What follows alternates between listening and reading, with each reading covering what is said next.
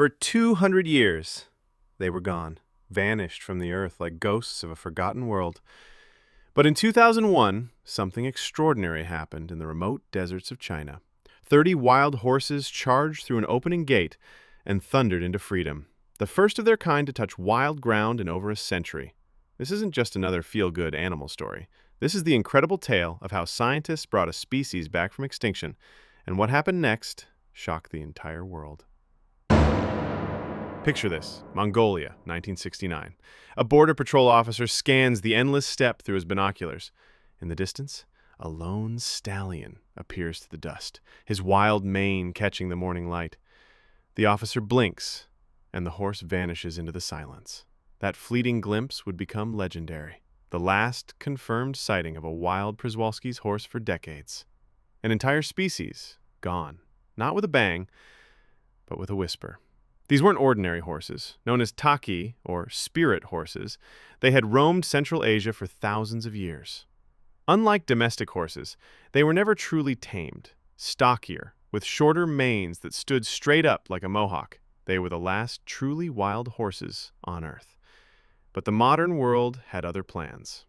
In 1879, Russian explorer Nikolai Przewalski brought back a skull and hide to St. Petersburg, turning these mystical creatures into scientific specimens. European zoos began collecting them like exotic trophies.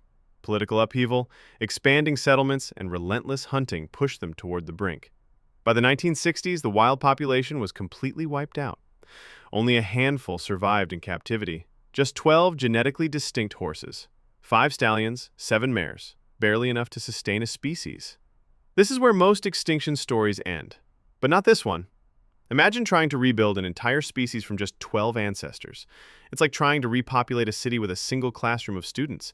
The genetic math was terrifying, but something remarkable happened. In 1959, zoos around the world did something unprecedented. They actually worked together. The International Stud Book became more than paperwork. It became a lifeline.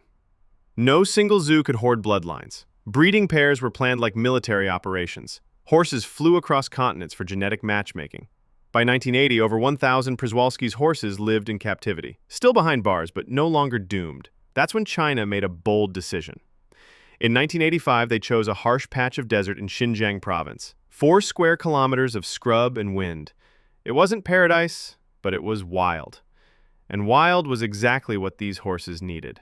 The operation was like something out of a spy thriller. 24 horses arrived on IL-76 cargo jets from zoos in the UK, Germany, and the US. During layovers in Russia, misting systems cooled them down. Once in China, the real preparation began. No hand feeding. Keepers scattered native grasses across enclosures to train their palates for desert survival. They even sprinkled wolf scat around the fence lines, a psychological trick to awaken ancient instincts without the danger of real predators. Behind the scenes, geneticists worked their magic. Thanks to careful breeding, the herd retained over 95% of their original genetic diversity. It was a stunning achievement, but numbers weren't enough. To truly become wild again, these horses needed something more than safety. They needed freedom.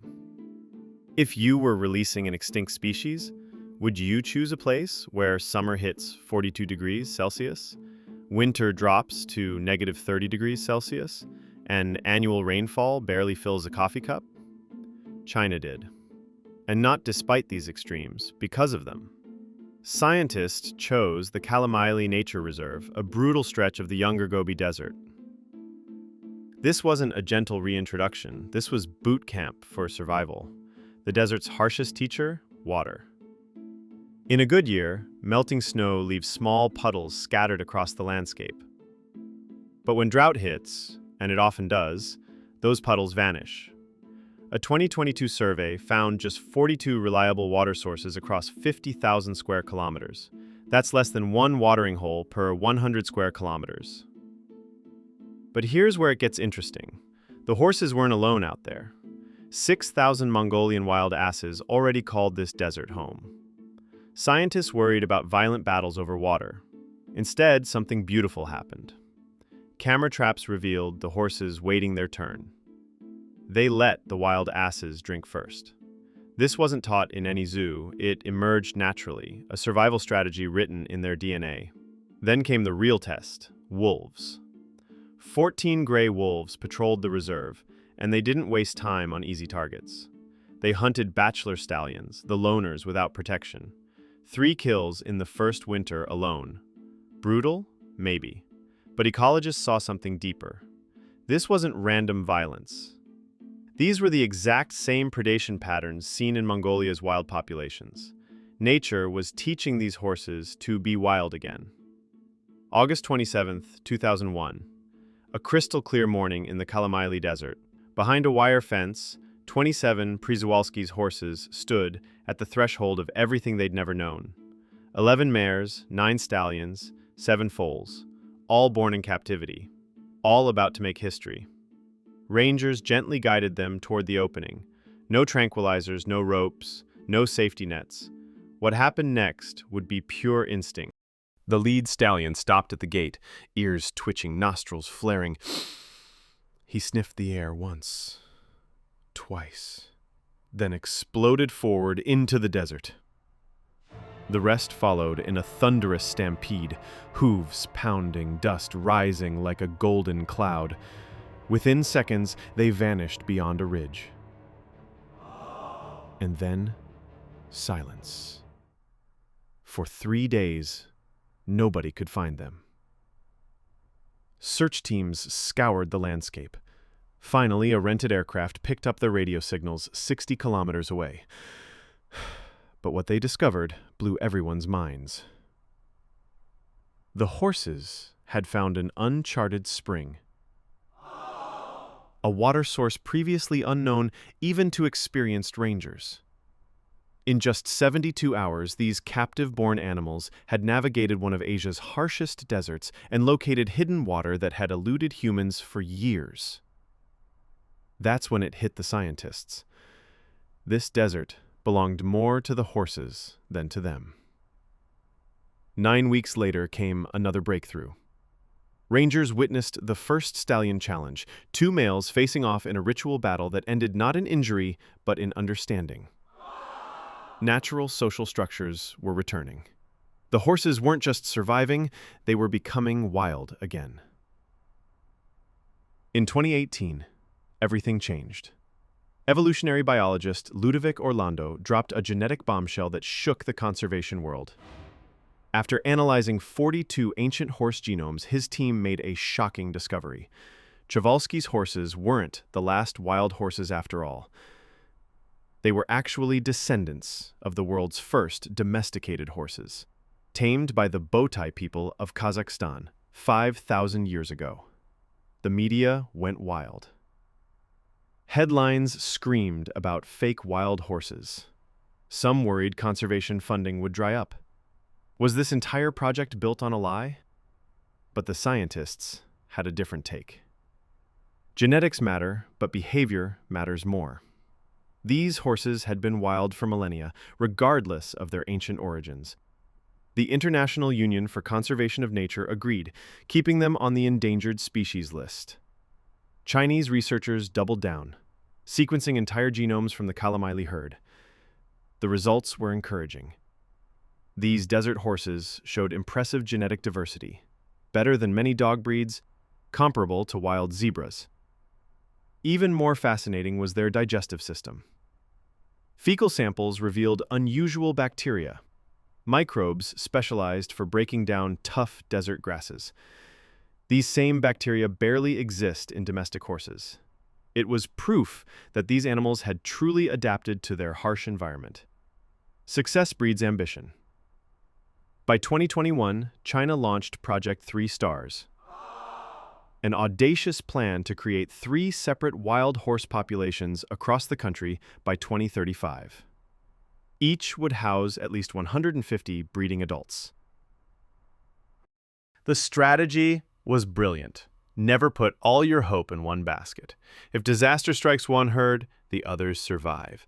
The first expansion targeted Inner Mongolia's Dalingshan Reserve. 13 pioneers made the journey. 4 stallions, 7 mares, 2 foals. Military logistics teams transformed rail cars into traveling stables, complete with mist fans and onboard medical monitoring. This wasn't just copying Kalamili. Dalingshan sits higher, gets more rain, grows taller grass. GPS collars showed the horses needed smaller territories thanks to better food.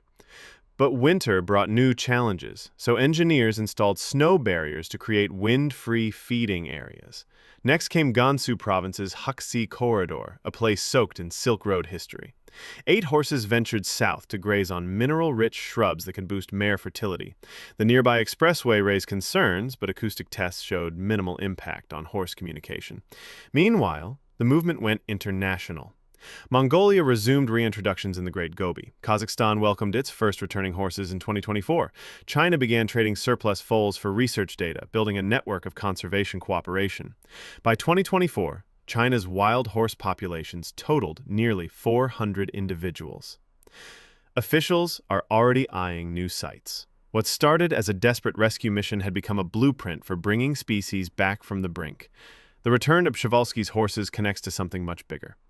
Around the world, scientists are pushing the boundaries of de-extinction.